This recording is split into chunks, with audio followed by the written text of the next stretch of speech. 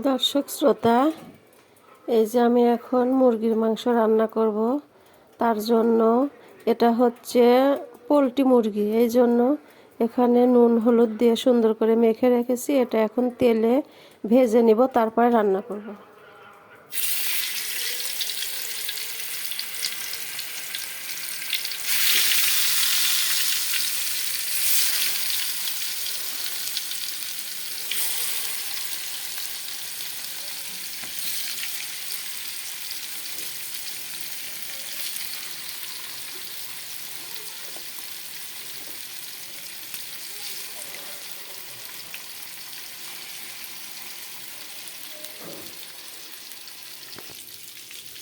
এই যে দেখুন, আমার সমস্ত মাংসগুলো সুন্দর করে বাদামি কালার করে ভাজা হয়ে গেছে।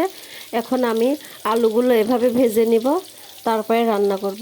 মাংস ভাজাটা কেমন হয়েছে বলেন।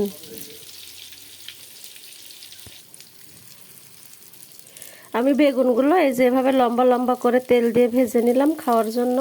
আমার বেগুন ভাজা হয়ে গেছে।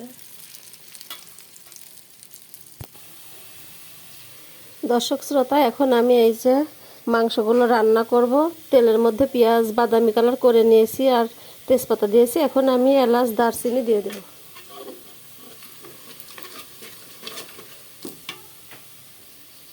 এখন আমি এর মধ্যে এই যে হলুদ গুঁড়া, মরিচ গুঁড়া, আদা বাটা, রসুন বাটা, লবণ আর কাঁচামরিচটা দিয়ে দেব।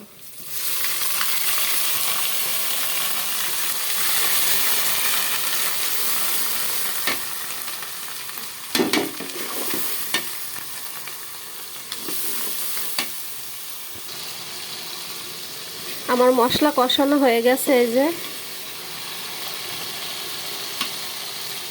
এখন আমি ভেজে রাখা মাংস আর হচ্ছে আলুগুলো দিয়ে দিব।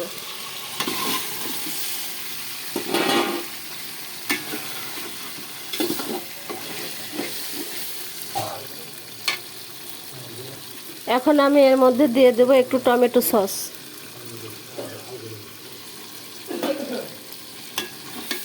তাহলে মাংসটা ভালো সিদ্ধ হবে এবং খেতে একটু টক টক লাগবে, ভালো লাগবে, টেস্টি হবে।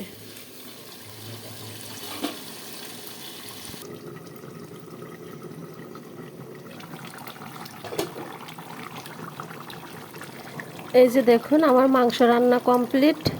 এখন এর মধ্যে দিয়ে দিব একটু বেরেস্তা, পেঁয়াজ ভাজা আর হচ্ছে জিরা ভেজে গুঁড়া করে নিয়েছি আর হচ্ছে গরম মশলার গুঁড়া।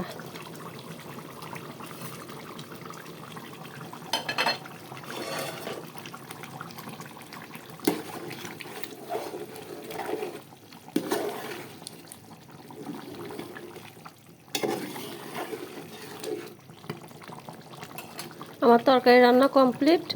এই যে দেখুন কেমন হয়েছে দেখতে, কমেন্টে জানাবেন অবশ্যই। আর যারা আমার ভিডিও দেখেন অবশ্যই প্লিজ সাবস্ক্রাইব করবেন। আজ তাহলে রাখছি। আল্লাহ হাফেজ।